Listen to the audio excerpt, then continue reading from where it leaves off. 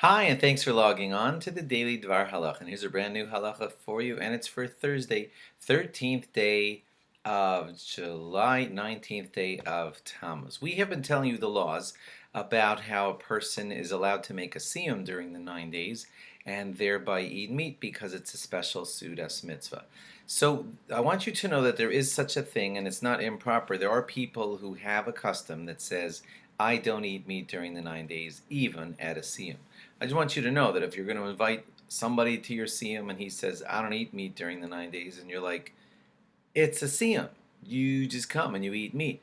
And he says, no, I have a custom not to. He's not crazy. There is actually such a halacha. A lot of people like to adhere to that.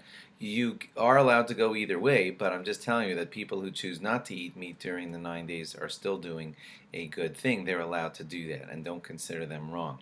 What they would do is if they actually finished the Masechta during the 9 days, just naturally, they would arguably delay the siyum until after the 9 days are over, so that they could celebrate it with full meat and or wine at their Sudas mitzvah.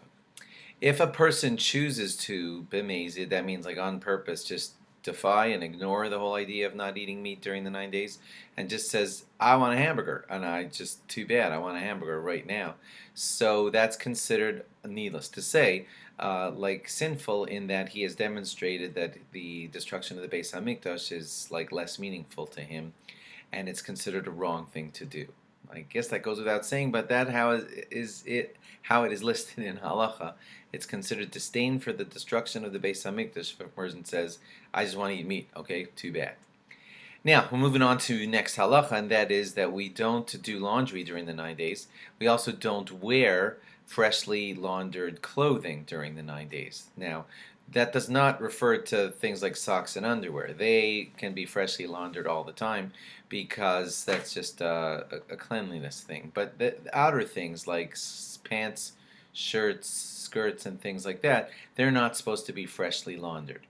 They can be clean, but not perfectly freshly laundered. There's a certain joy in putting on something that's just fresh out of the laundry, and we don't allow ourselves that joy during the 9 days. Now, how do you fix that? There are two ways. If you never heard of this, it's going to sound a little crazy to you. But some people take those, the 9 shirts that they're going to wear during the 9 days.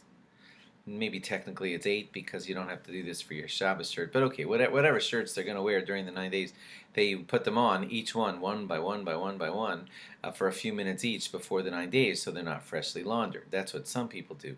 Other people, this one's going to sound maybe even crazier too if you never heard of it, they just drop their shirt on the floor right before they put it on. You don't have to drop it in mud, okay, but you just drop it on, on your regular dusty floor, and it's still clean, but it's not freshly laundered, and then you can put it on for the 9 days. No joking. That's, if you've never heard of it, that's what people do to make certain that they're not putting on freshly laundered shirts, slacks, jackets, skirts, etc. But socks and underwear can be freshly laundered because, like we said, that's just normal that you're allowed to do during the 9 days.